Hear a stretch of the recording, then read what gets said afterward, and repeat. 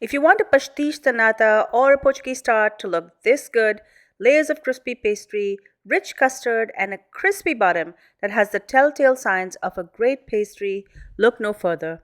A simple dough is rolled out. It's then slathered with a thin layer of butter.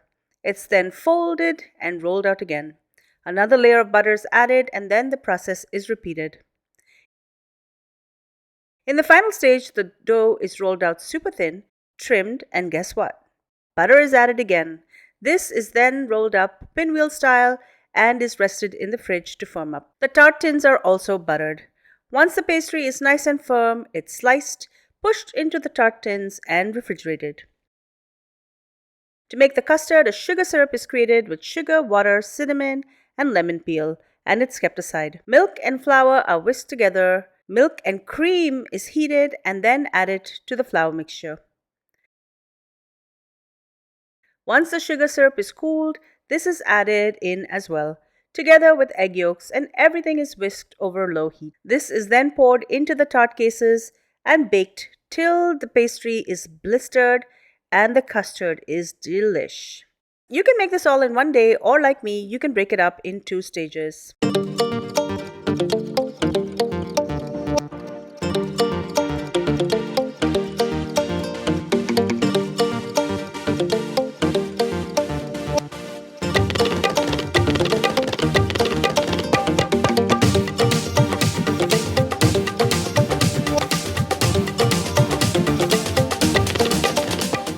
I like to start with the pastry. I'm going to measure out the flour. I've got 262 grams of all-purpose flour.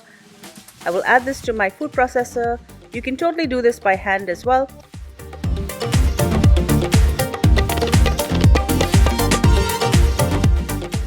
I'm also going to add in a quarter teaspoon of salt, followed by 262 ml of water.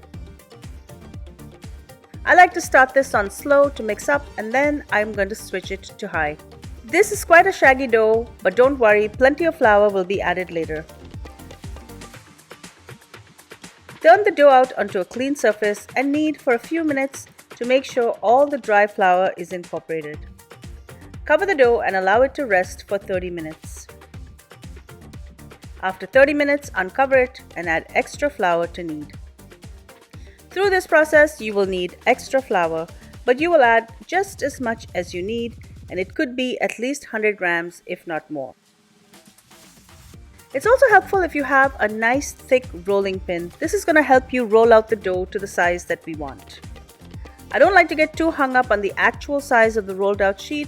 I'm just trying to get this as thin as I can without sticking. You're going to be using flour as much as you need to prevent that. While I'm rolling this out, I just want to tell you that you do need to make sure that you have a large surface area to work with and that it is clean. I always scrub this down with dish soap and water before this process. Don't use any spray cleaning chemicals here. You will also need a lot of muscle power. I'm thinking about training my kids to do this part to make it easier on me.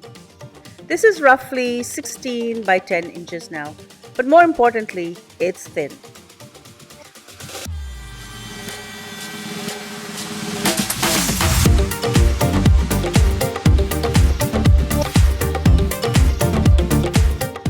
Brush off any excess flour if you have too much and add in 60 grams of butter. The butter needs to be super soft, and I like to use an offset spatula to smear it all over the surface. A note about the butter, it needs to be soft but not melted. In the summer, it's super easy, but in winter here in Canada, I will usually grate the butter and leave it out at room temperature for a few days.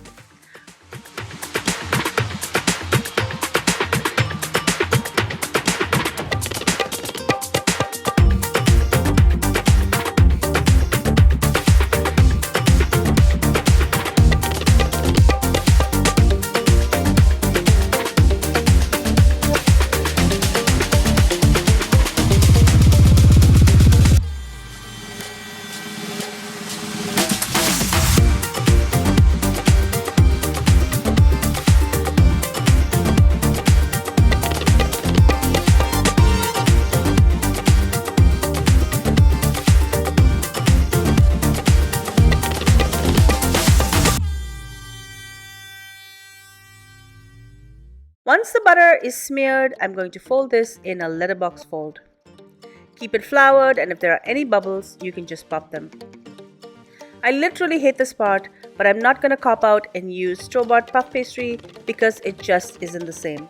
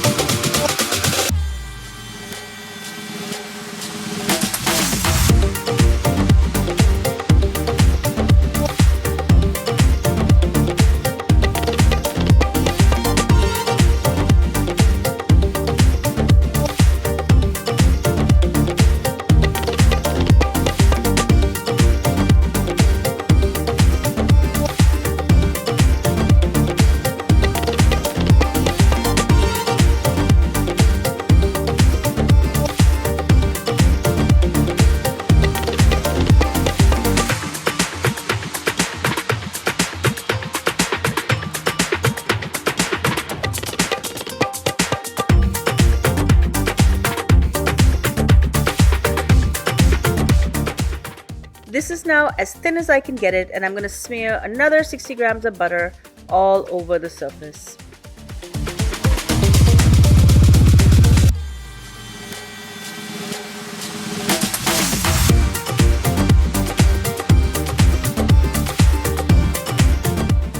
Fold this again and flour well on both sides and start rolling it out. I'm now looking more for a rectangle about 16 by 14 inches. This is the final roll, so I'm going to work on the edges, getting it as thin as possible and keep flouring as needed. Using my rolling pin, I'm just going to trim the edges on all sides. Keep the scraps aside, we'll talk about these later. Give the dough a nice brush, and now I'm going to add in the final 60 grams of butter, and I'm going to spread this out right to the edges. Starting at one end, start to roll this up in a tight pinwheel. Tuck in those sides as you go. Finally, I'm just going to pinch the seam.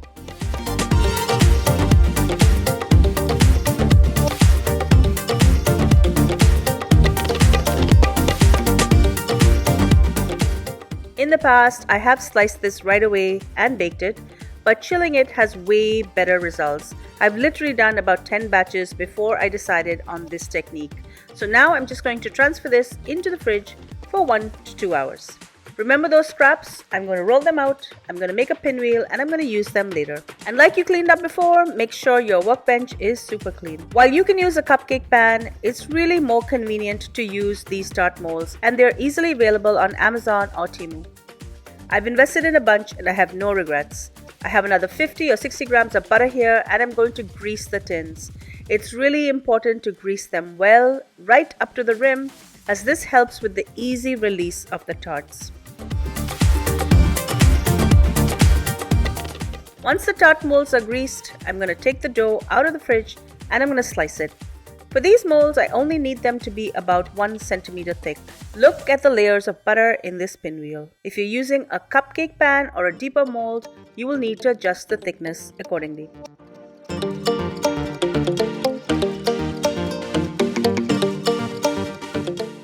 Now this is why it's best to use the individual tarts. Push the dough in, and using your thumbs, push it in a circular motion so it fills the tart.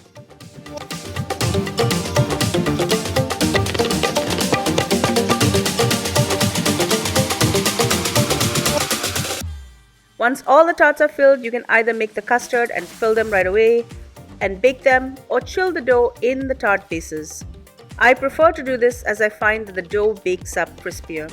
To chill it, if you have room, you can just chill this in a single layer. But if you have no room in your fridge like me and you want to bake it the next day or even a few days after, just add a small piece of parchment paper so they don't stick to each other and stack them.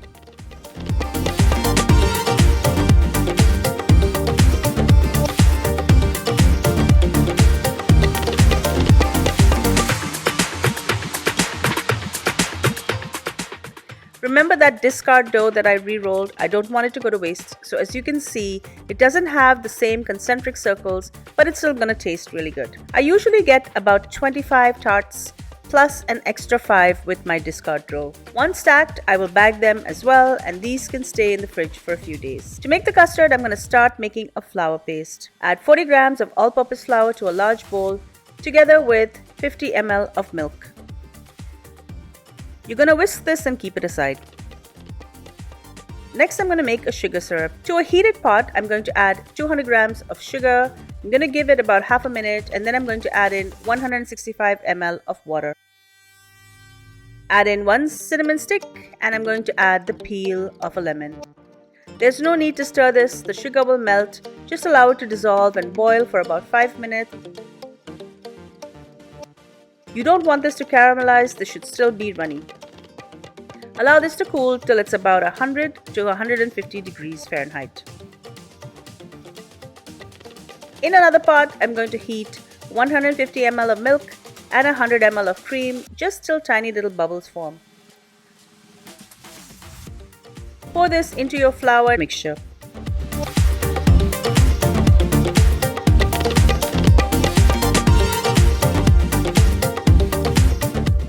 Return this to the pot and make sure that the heat is off.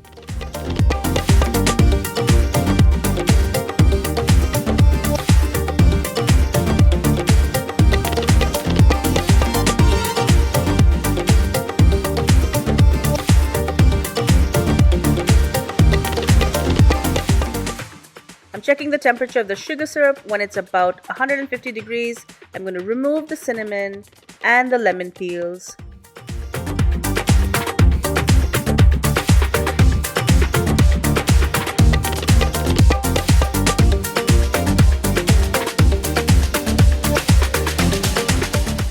And then I'm going to add the sugar syrup to the mixture.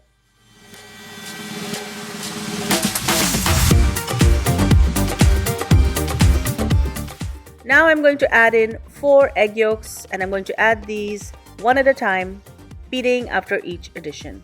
Turn the heat on low and just gently warm the mixture through, whisking vigorously. For best results, I like to transfer the custard to a smaller pouring jug. It makes it a lot easier. I've removed all of the parchment paper and I've laid out my tart shells, and now I'm just going to fill it with the custard.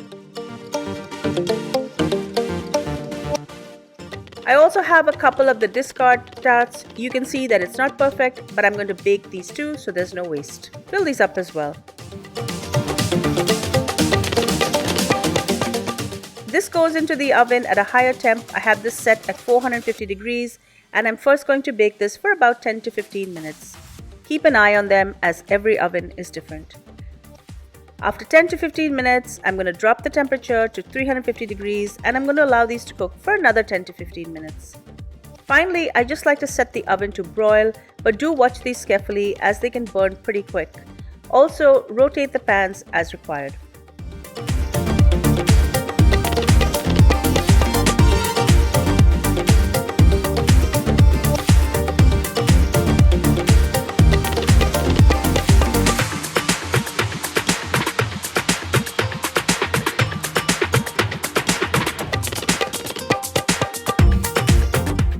Once done, remove these and allow them to cool.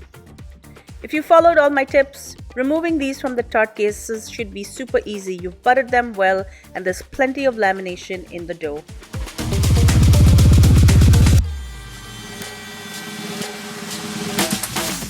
Not only will you see the distinct layers and creamy custard, but when you flip it over, you're going to see the amazing layers as well in a concentric circle. I love to eat this as is, but in Portugal, they serve this with icing sugar and cinnamon powder, so you can add that over your tarts if you wish. Enjoy.